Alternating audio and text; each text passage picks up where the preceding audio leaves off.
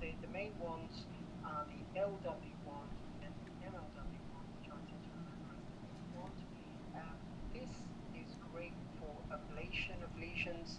As you can see here, bulky lesions, which we'll look at, including cancers, papillomas, which can be debulked quite rapidly and cleanly with the LW wand, and we'll go through the techniques later on as well. But the MLW wand, which is designed for more precise excision or incision with this much smaller head for regions that are slightly more delicate, such as the subglottis, such as the true chords themselves, which lend itself to this particular wand. So the basics of both wands are quite similar. They have a double angulation, so one angulation between the shaft and then a second angulation at the head. This is the MLW wand. It measures 2.8 millimeters at the diameter, but there is a wire electrode, so the effective tip diameter is actually probably closer to 1 millimeter, which compares reasonably favorably with the settings that we use for the CO2 laser. I know one of our panelists, Professor Lay, will talk about comparisons between coblation and laser, so I won't labor the point, but you can actually get a fair amount of precision. So that 2.8 millimeter is the actual head itself, but not the effective region that you're going to be using for the dissection itself. This is a much bigger one. This is actually quite similar, I find, to the coblation wands that we tend to use in tonsillectomy. It's got a much broader effective surface, designed more really to use the plasma field to vaporize the lesions rather than excise the lesions. So there is a slight difference. So these are lesions where you know the pathology, that you often don't need tissue diagnosis, or you may already know the tissue diagnosis, where you're trying to essentially remove a lesion rapidly and cleanly, removing diseased tissue and preserving normal tissue.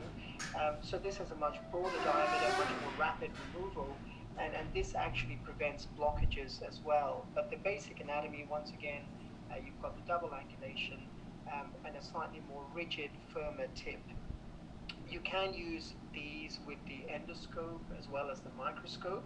I personally tend to use them with the rigid endoscope in suspension laryngoscopy rather than the microscope. That's just a personal preference, but either would be okay. So we'll talk about some of the benign lesions, which has been largely my practice with coblation. I have used them in malignant lesions largely for debulking, but benign lesions are really where I think coblation does stand out. You can use it in vocal cord polyps, papillomas, granulomas, Reinke's edema, which is fairly common, chronic polypoidal laryngitis, where there's a lot of redundant mucosa in the larynx. Tumor debulking, this is where I've used them in malignant cases in order to avoid tracheostomy, particularly for patients who are proceeding to have chemo and radiotherapy as part of their treatment. I think one of the increasing recognitions of the coblation technology has been its use in airway stenosis. I have been a long-term user of laser in airway stenosis, but over the past 3 to 4 years, and I'll show some of my numbers, I have progressively moved in select lesions to using coblator, including in bilateral vocal cord palsy, glottic stenosis, subglottic and upper tracheal stenosis, where endoscopic management is indicated rather than open. So we'll talk a bit about what the ideal benign laryngeal procedure is in my eyes, because this is how you need to conceptualize why coblation may be preferable to some of the other alternatives. So the ideal benign laryngeal procedure naturally is day surgery, has to have a safe airway. You need to remove the tumor without causing significant scarring of the SLP, which is the superficial, the lamina propria, in the layers of the vocal cord, because if you scar this up, the patient then gets a secondary scar, which can often worsen their voice outcome. You want a procedure that's low risk, and coblation definitely mitigates the risk of airway fire. The plasma field is well irrigated. You can use cold saline running through. And certainly when you compare the risk of airway fire versus CO2 laser, I think there's a huge difference in that. It's certainly less stressful for a lot of our anesthetists because all the risks of airway fire essentially have been mitigated. The setup time is minimal. Um, Despite our institution having quite extensive experience with laser, by the time you set it up, by the time you test the laser, the nursing staff and everyone's eyes are protected and the anesthetists are ready, there is a huge setup time, and time is costly.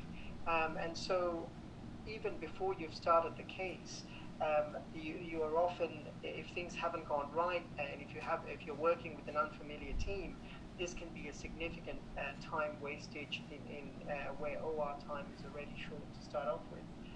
It must be a relatively low cost burden. So if you compare the infrastructure cost of setting up a coblation service versus setting up a CO2 laser service in departments that don't have it, I think the cost comparisons are chalk and cheese. Coblation's significantly cheaper. It's very well supported by Smith and Nephew and industry in terms of, at least in your early phase, potentially, certainly for us, providing us a loan instrumentation with the generator, in addition to an initial supply of some wands while your department purchases it. So cost burden is certainly lower. But of course, all of this would be meaningless if you did not achieve the equivalent outcomes for what you're trying to treat. So it has to have advantages, which are all mentioned, but the outcome must actually be the same. So with that in mind, if you look at some of the outcome studies that have come out, for example, in recurrent respiratory papillomas, which is where I think the coblation is extremely useful. There was an Australian paper a decade ago which highlights some of the principles, but many subsequent papers since then, which demonstrates when you compare coblation to laser, there may be a slight difference in treatment intervals between subsequent treatments. And this could be actually related to the fact that often with the CO2 laser, you're dependent on microscopic vision, which is an inline vision technology, and papillomas can hide in hidden areas of the larynx, which can be difficult to visualize under the microscope. The advantage of coblation with its malleability and the usage of angled endoscopes at the same time using the endoscopic excision technique is the reason, is one of my, is my opinion that why lesions recur less, and I think it's partly because you get into those hidden sites, such as the laryngeal ventricle, a little better by using angled instrumentation and using the coblation itself, the wand itself, as a retractor, which I'll show on one of the videos. And this is a more recent paper, once again demonstrating the safety, the efficacy. The studies are all fairly small in size, just like my personal series. No one's reported extensive outcomes, and perhaps this is something that should be looked at. But overall, I think the safety is established. We know that it's certainly no worse than laser, and most of the small studies are certainly trending to suggest that there is actually an improvement in terms of outcomes, both in terms of voice, in terms of airway, and in terms of number of procedures that are required. So I'll show you my first video here, which is an example of the usage of coblation and just covering some of the basics of technique. So I've chosen a fairly small lesion. So what we do in these is we secure the airway, topicalize the larynx, so you need to decongest the lesion itself to reduce the risk of bleeding. Always test your coblator and the way to do it. And again, your local reps will actually help you with that, but you need to basically put it on the surface of some saline, activate it, and look at the plasma field being generated, which demonstrates that the coblation wand itself is working and effective. And then it's a short burst of application with gentle suction of the lesion itself, with keeping the active part of the wand directly under vision with the endoscope. So I'm going to stop sharing and I'm going to pull my video screen of the first video.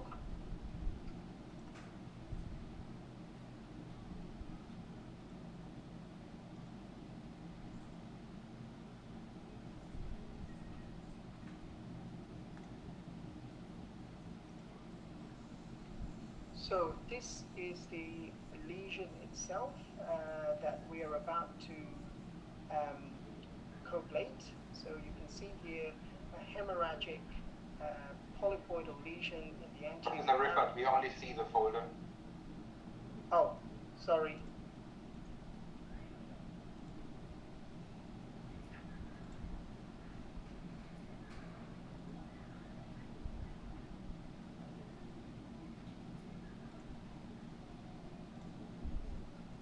Okay. Yes, here we go.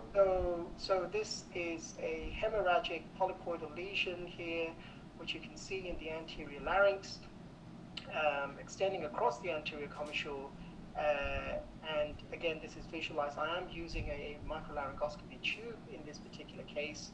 And I'll just show you the basic principles of how the coblation wand itself is applied. Just fast forward this.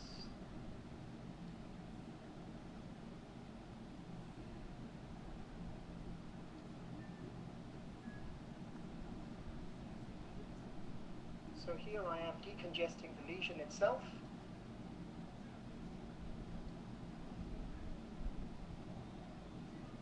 And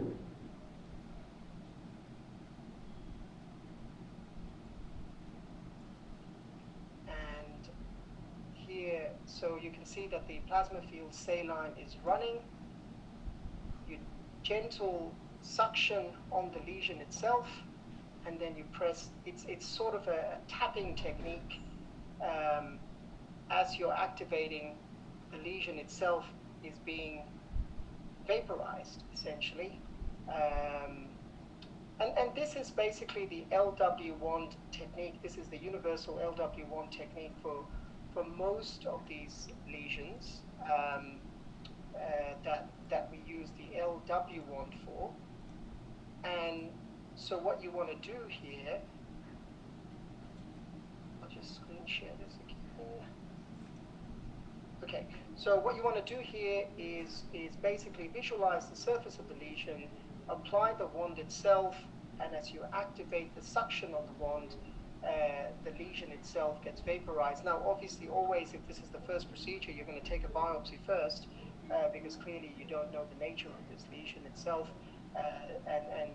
As you suction and vaporize the lesion, it preserves the epithelium, removes the tumor itself, and here you can see that the post-procedure healing and mucosalization is very good. You can see a slight scar where the lesion used to be, but this is the LW vaporization technique. You can use this in granulomas. If you're going to use it in vocal cord polyps, I recommend you change to the MLW wand because polyps are often pedunculated, they have a little stalk, and the MLW wand may allow you much greater precision. With the difference being with the MLW wand, the wand has to be activated before, just a few moments before you reach the lesion itself. With the LW, you actually get onto the lesion, then you activate the wand. Most of these nuances you end up learning once you start using the technology.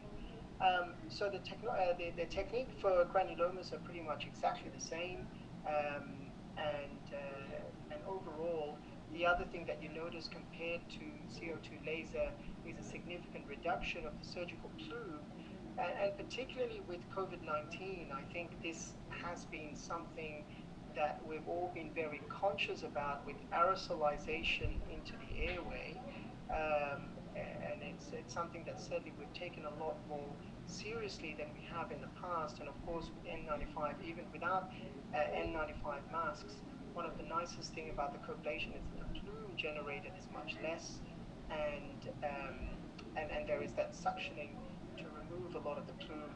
So the advantages we talked about, but I think the main ones in the larynx itself, the setup time, the testing, it's less resource intensive, you don't have equipment malfunctions, less operator frustration, no airway fire risk, and we talked about, and the hemostasis is actually excellent because, of course, if a lesion itself starts to bleed, then you can press the coac button, and there's very gentle bipolar. There are disadvantages, and I know one of our Chinese colleagues have much greater experience than us in malignant lesions, and I haven't actually used these. I still use the CO2 laser for cancers because I think the mucosal precision is much higher with the 0.5 millimeter monospot compared to what we can get with the coblation at the moment. I also think two-handed surgery is difficult with the coblation. With the CO2 laser, obviously you're using one instrument to retract, the CO2 laser being the cutting device. I haven't had much success in performing two-handed coblation surgery, but I was looking at videos of some of our colleagues who are going to speak later on, and I think we could learn from there. The other problem is that margins, of course, in cancer surgery are very important, and margins tend to be very, very blurred. So you have a much broader area of thermal damage, which makes the pathology interpretation difficult.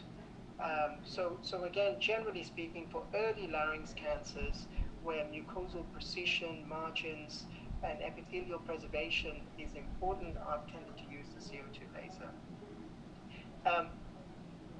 This is where I'm using it much more, airway surgery. So this is a patient with bilateral vocal cord palsy, where I will perform a coblation cordotomy of the left-hand side, and I'll show you the video. This is a very rapid and very satisfying technique because the improvements in the airway of these patients with significant stridor, a lot of whom can become tracheostomy dependent, are actually quite rapid. And my own experience has been that the recurrence rate, even post-healing, so this is the same patient, bilateral vocal cord palsy on the left, and here you see the left cordotomy creating that, and you can make this bilateral, giving you that diamond-shaped airway in bilateral vocal cord palsy. So I'll show you this video because I think this really highlights the application in airway stenosis. Let me screen share again.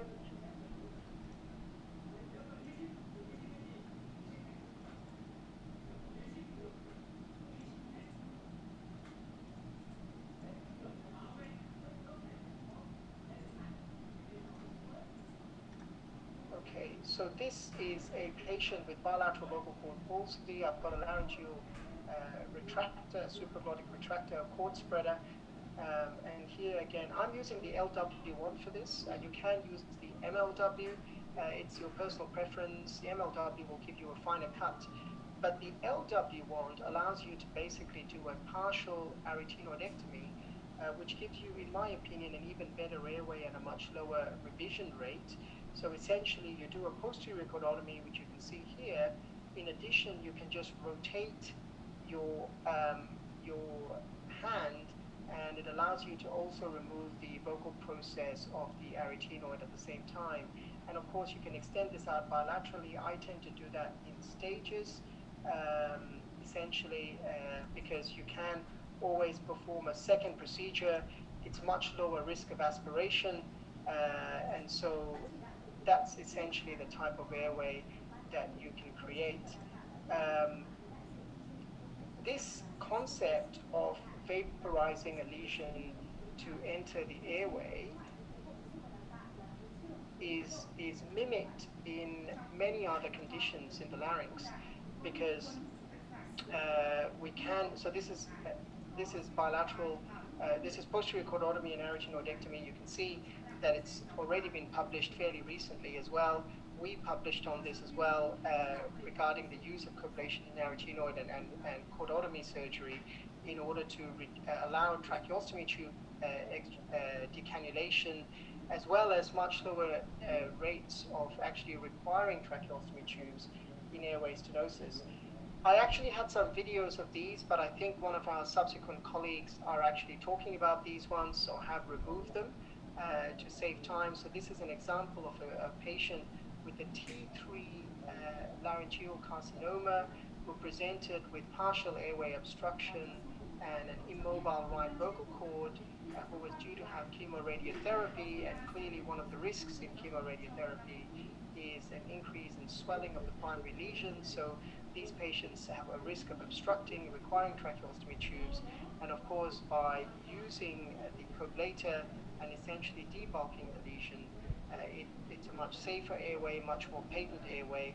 Now, clearly, this is only part of the cancer treatment. This is just debulking the primary tumor to allow the chemoradiotherapy to occur in a safe manner and preventing the patient's airway obstruction. I'll show you a video of tracheal stenosis now, which is an upper tracheal stenosis.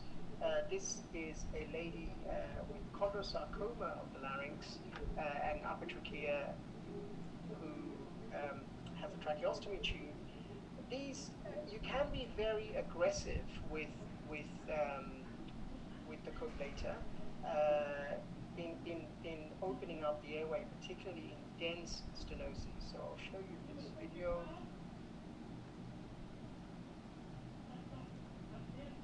So this is a patient with a chondrosarcoma of the larynx, and essentially what we're doing, again, decongesting the lesion itself. I'll fast forward these bits.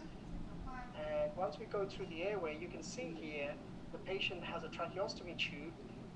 This is after the first phase of the coblation, where we've actually managed to open up the airway. So essentially we've cored open the airway, and this is all the chondrosarcoma. So that's a cartilaginous, a malignant cartilaginous tumor that has essentially obstructed this gentleman's airway, requiring a tracheostomy tube.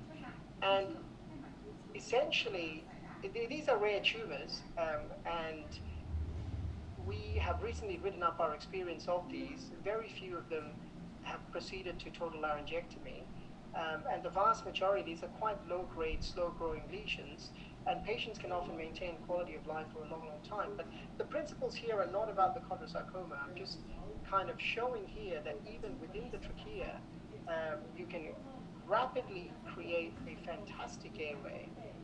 And here you can see that essentially we'll proceed until the entire trachea is essentially patent once again. And this patient was subsequently decannulated and has not re-stenosed now for about 3 years. So there are, Marcus, do I have time? Sure. Okay, so I'll show you one more. This is a tracheal stenosis. This is a thick, fibrous tracheal stenosis. This was a very complex case. This patient has multi-level glottic, subglottic, and upper tracheal stenosis. Once again, without concentrating on the pathology, I want to just show you the concepts of using the coblator in these lesions. So I'll screen share the video. Okay, so this is an LW wand. This patient basically has no airway here at the moment. Essentially has a tracheostomy tube distal to this. This is the subglottic region moving into the upper trachea. So you can see that we are actually using the coblation here by palpation, because clearly I can't see beyond this lesion at all. This is a completely obstructive stenosis, and essentially I'm palpating the tracheostomy tube distal to me and just gently opening up the airway, little bit by little bit, little bit by little bit, focusing on the area that is safe, which is the central trachea. And then once we see the tracheostomy tube, we get some anatomical landmarks, and then we progressively open up the periphery. Now, clearly these cases are palliative. I think you need to understand that a lot of this is symptom palliation of airway obstruction. So it's just part of this. So you can see here, just at the distal tip, a white tracheostomy tube starting to come up. So I'll just fast forward, and there you go. That's the tracheostomy tube here. So essentially, this multi-level, dense, fibrotic upper airway obstruction gently opened up with the coblator. Again, this is not the ultimate treatment. It is one of the tools that you now have at your disposal with this technology. Because performing this with the laser, I would say, I don't like using the word impossible, but would be excruciatingly